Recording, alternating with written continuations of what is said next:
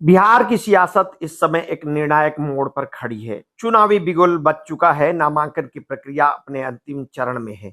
लेकिन महागठबंधन के भीतर सीट बंटवारे को लेकर पैदा हुई खटास ने राजनीतिक माहौल को और अधिक गर्म कर दिया है। ऐसा लगता है कि गठबंधन के घटक दल अब अपने अपने स्वार्थों के चक्र में उलझ गए हैं और जनता के सामने साझेदारी का दम अब कमजोर पड़ता जा रहा है। पूर्णिया से निर्दलीय सांसद पप्पू यादव का बयान इस पूरे राजनीतिक खेल का ऐतिहासिक आईना है। उन्होंने साफ शब्दों में कहा है कि कांग्रेस के अलावा कोई भी घटक दल गठबंधन की भावना का पालन नहीं कर रहा है। गठबंधन को लगातार कमजोर किया जा रहा है और अब समय आ गया है कि कांग्रेस बड़े फैसले ले। पप्पू यादव ने कहा, यह बयान महागठबंधन के भीतर बढ़ती असहमति और अविश्वास को उजागर कर दी है। उन्होंने ये भी कहा कि 12 सीटों पर 2 उम्मीदवार खड़े करना गठबंधन के मूल सिद्धांतों के खिलाफ है। दरअसल महागठबंधन का यह संकट सिर्फ सीट बंटवारे तक सीमित नहीं है। पिछड़े वर्ग, एससी एसटी और गरीब तबके के हितों को लेकर कांग्रेस ने जो प्रयास किए हैं वो अन्य दलों की मनमानी से अधर में लटकते नजर आ रहे हैं। कांग्रेस लगातार संतुलन बनाने की कोशिश कर रही है, लेकिन घटक दल अपनी अपनी ताकत और हितों के अनुसार चाले चल रहे हैं। इससे गठबंधन की विश्वसनीयता पर प्रश्न चिन्ह उठ रहे हैं। इसी बीच भाजपा और उसके नेतृत्व वाली एनडीए इस अवसर का पूरा लाभ उठा रही है।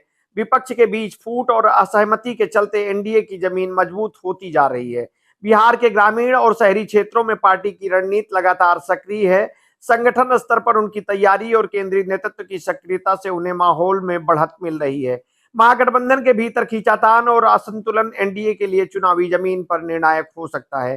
कांग्रेस ने अपने 6 उम्मीदवारों की घोषणा कर महागठबंधन में संतुलन बनाने की कोशिश की, लेकिन यह सिर्फ एक राहत की सांस भर मात्र थी।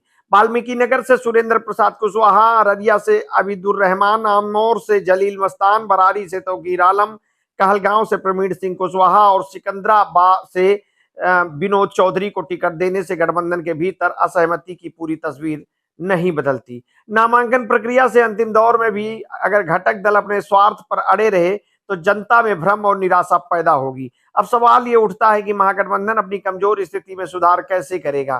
क्या कांग्रेस अकेले इस गठबंधन की कमान संभाल पाएगी या घटक दलों के रवैये से गठबंधन और कमजोर होगा। वहीं एनडीए का यह फायदा भी सामने है कि विपक्ष के भीतर अनबन और फूट उनके लिए चुनावी मोर्चे को और आसान बना रही है। बिहार की जनता इस राजनीतिक खेल को बारीकी से देख रही है। हर सीट, हर बयान और हर उम्मीद की घोषणा अब सिर्फ सत्ता की लड़ाई नहीं बल्कि गठबंधन की स्थिरता और एनडीए की मजबूती का भी परीक्षा बन गई है। इस समय महागठबंधन की कहानी सिर्फ सीटों के बंटवारे तक सीमित नहीं है। यह सवाल है, क्या गठबंधन वास्तव में जनता के लिए है या सिर्फ सत्ता और स्वार्थ के लिए। और क्या कांग्रेस इस गठबंधन की नैया को सही दिशा में ला पाएगी या फूट और आपसी असहमति इसकी नैया को भी डुबो देगी। बिहार का राजनीतिक परिदृश्य अब इसी सवाल का जवाब खोज रहा है।